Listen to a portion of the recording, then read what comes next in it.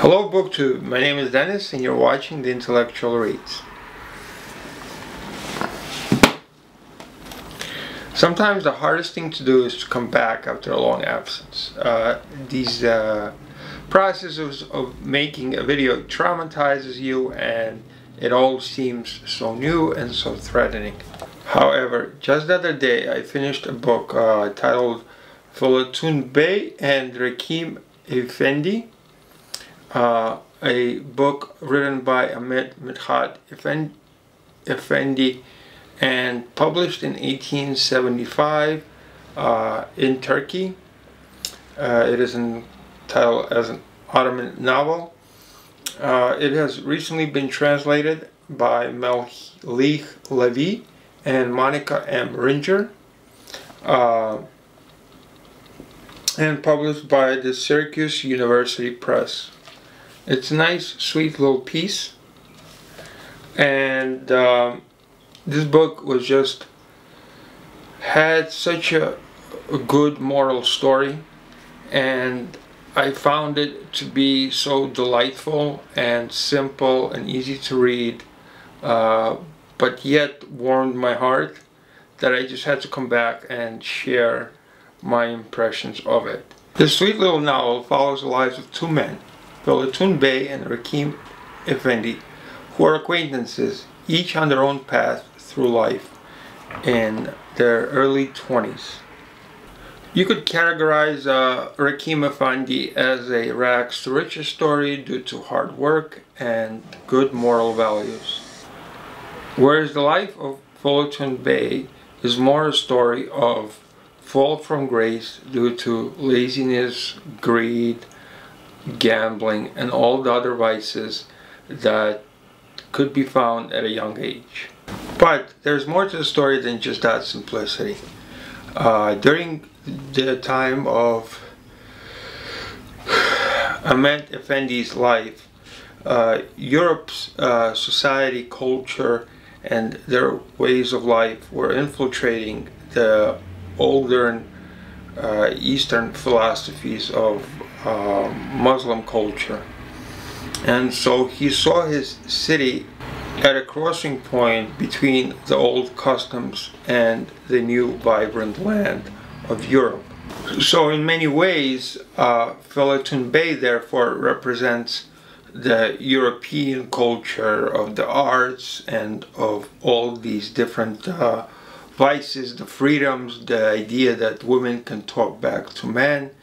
And in this man, he paints the problems of that society. Whereas in Rakim Efendi's, he praises the calm, the relaxed, and the hardworking culture of the Muslim tradition. So Felatun Bey, being the representative of the European culture, the culture of the West, falls into all its pitfalls. He likes art, he spends his nights in theaters, he goes out to the bars drinking, hardly ever working. He meets a woman who talks back to him and makes him gamble away all his fortune while stealing from him at the same time. And so a life of freedom in many ways in this book represents a life of deception, a life of being addicted to constant stimulation from all different sources, a life that doesn't hold all that it's made out to be. The quiet life in this story is therefore lived by Rakim Efendi. He came from not having a lot, and he's worked very hard, multiple jobs, while self-teaching himself to learn the European language, and therefore he attains many jobs involved in translation of the different languages, especially for European living families, and also as a teacher of reading and translating works, especially working for European families where the kids want to pick up the Turkish language. But there's more to it than just hard work. Rakim Efendi is, in fact, instead of being driven to madness by all the impulses of going out and all these other things, he has a quiet family. He loves his aunt and the people who brought him up in huge appreciation. He's also a slave owner who he loves his the girl that he purchased, and he acquits her with diamonds and all the extravagances of life. She also learns many languages due to his hard work with her. He hires her a piano teacher, and obviously there blooms a love affair there. But this love affair leads to many of its own confrontations as well as hardships, as the book presents, and difficult decisions that our main character here, Rakim Efendi, does not shy away from.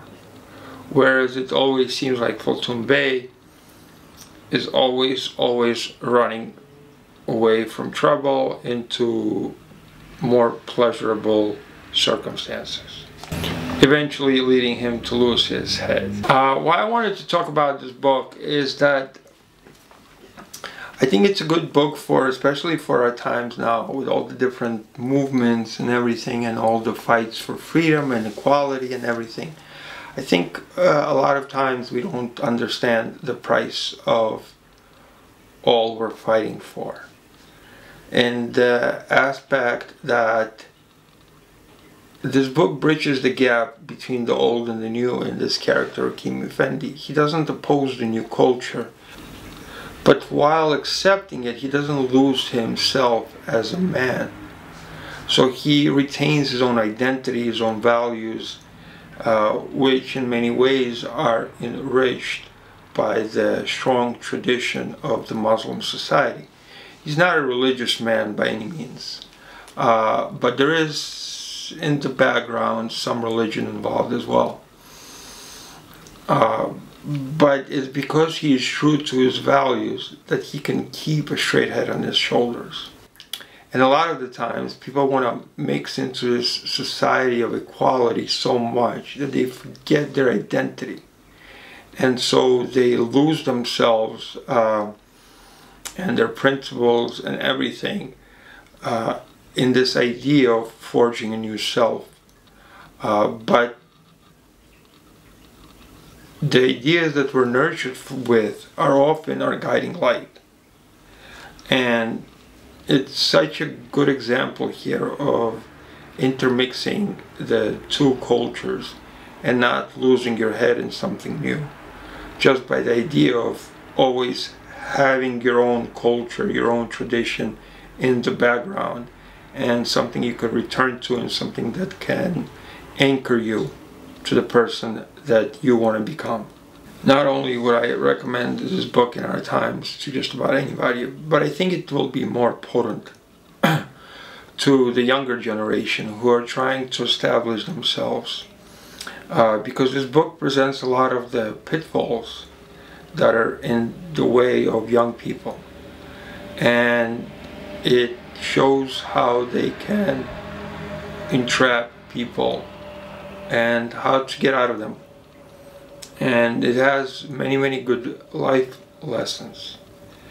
At the same time, it's not too tragic, or it doesn't fall into this sentimental scope either, because there's a lot of comedy in here, which keeps this book on an even keel. And I found myself laugh out loud laughing in numerous situations here. Especially when the English family visits our main character at his house for dinner, and the intermixing of two different cultures at the dinner table becomes a hilarious scene for that would get a laugh just out of anybody. But I digress. The author, Ahmet Efendi, as I learned in the afterword, lived a very similar life with hardships like Rakim Efendi. Hence probably a similar last name. I just got that, by the way. So it comes from real life experiences baked into the character of Rakim Efendi. I was thinking of books that people might relate this book to, or has many aspects of other books in it. And I thought about if anybody ever read Oblomov by Ivan Goncharov, in the idea that two characters can kind of follow different trajectories and yet know each other throughout the whole story. Very, very similar in the characters and their psychology and the two different kind of habits that they develop as they lead their lives, and the trajectory that these habits carry them on. And finally, I thought about Ahmet Midhat Efendi and kind of the authors that are common to him in this day and age and write in this similar vein. And obviously I couldn't mention anybody else than the guy I love to read, who is Orhan Pamuk, as I have 3 of his books that I read, and I've read quite a few more others. So if you've ever read Goncharov's Oblomov, or you've read Orhan Pamuk and enjoyed him as much as I do, I would definitely recommend him. And lastly, I'll say that I find Turkish literature, as much as I read it, always so pleasant to me. It kind of really resonates with my Russian soul and other Russian authors. And I think that it's a region that should be read more, because their writings are so close to the soul in many ways, and so close to tradition and good values and questions that in a society such as us, which we're always fighting for more freedom and always praising the benefits of it, we often don't necessarily acknowledge the hardships that come along with it.